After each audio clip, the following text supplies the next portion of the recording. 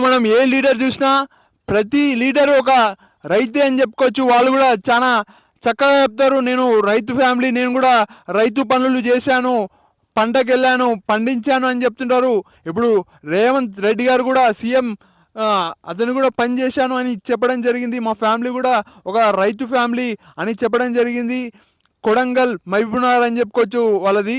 ఇక్కడ మనకు కేసీఆర్ గారు కూడా చెప్పారు, వాళ్ళకు కూడా చాలా వరకు పొలాలు ఉన్నాయి, ఫామ్ హౌస్లు ఉన్నాయి.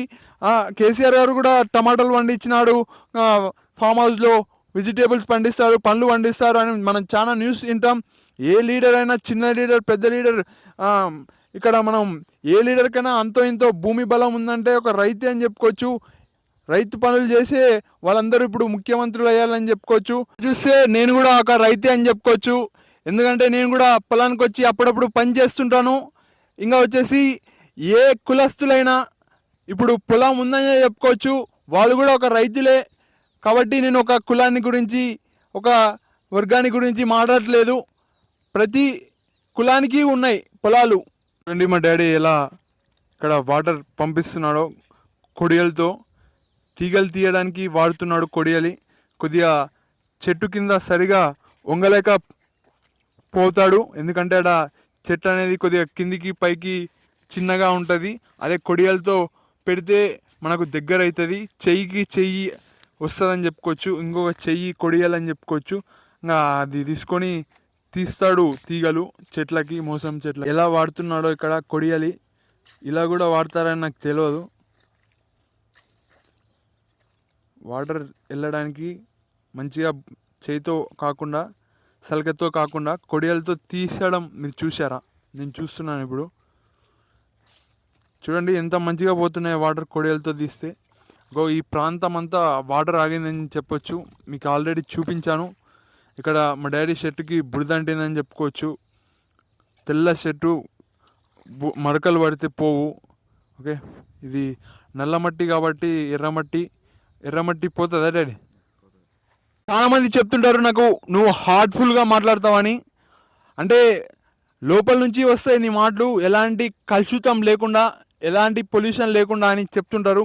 కానీ నేను మాట్లాడేటప్పుడు నాకు అబ్జెక్షన్ లేకుంటే ఏమనుకుంటారు ఇది మాట్లాడితే అని కొద్దిగా మాట్లాడేటప్పుడు తడబడుకుంటా మాట్లాడతా. అదే ఒక కారణం అని చెప్పుకోవచ్చు. ఇంకొకసారి నత్తి వస్తుంది.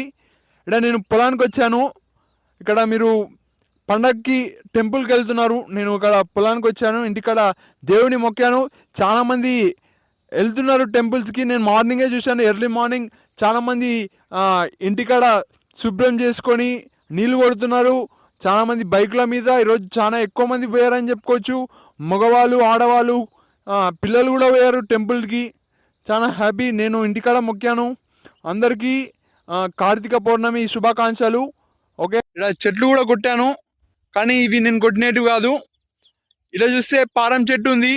పారం చెట్టు కొట్టేటప్పుడు చాలా వరకు ముళ్ళులు గుచ్చుకుంటాయి, నాకు కూడా గుచ్చుకున్నాయి.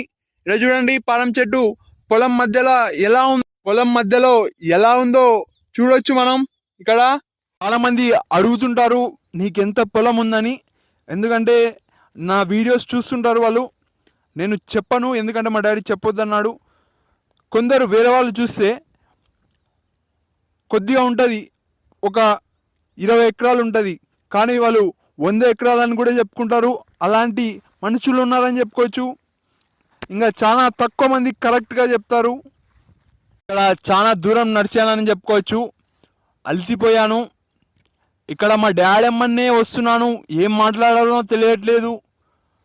కొద్దిగా లొకేషన్కి వచ్చి మాట్లాడాలని, ఏదైనా దొరుకుతుందని ఇక్కడ ఎత్తుకుతున్నాను, కానీ తిరిగి అలసిపోయాను. మా డాడీ అయితే పని చేసుకుంటా అలసిపోవట్లేదు. మార్నింగ్ కూడా చాలా పొద్దుగాల లేస్తాడు మా డాడీ, అక్కడ కూడా వర్క్ చేస్తాడని చెప్పుకోవచ్చు. ఇప్పుడు మళ్ళీ ఈడ వర్క్ చేస్తున్నాడు, చాలా కష్టపడుతున్నాడని చెప్పుకోవచ్చు. ఈరోజు ఇంత మంచి షర్టు ప్యాంట్ వేసుకున్నా అంటే మా డాడీ కారణం అని చెప్పుకోవచ్చు. మా డాడీ అప్పుడప్పుడు చినిపోయినవి, పాత పడినవి కూడా వేసుకుంటాడు. చూడండి ఫెన్సింగ్ ఎలా అయిపోయిందో. ఇక్కడ చాలా కష్టపడి వేయించాడు మా డాడీ. అప్పట్లోనే 3 లక్షలు, అప్పుడు ఎవరు వేయకుండంట ఫెన్సింగు.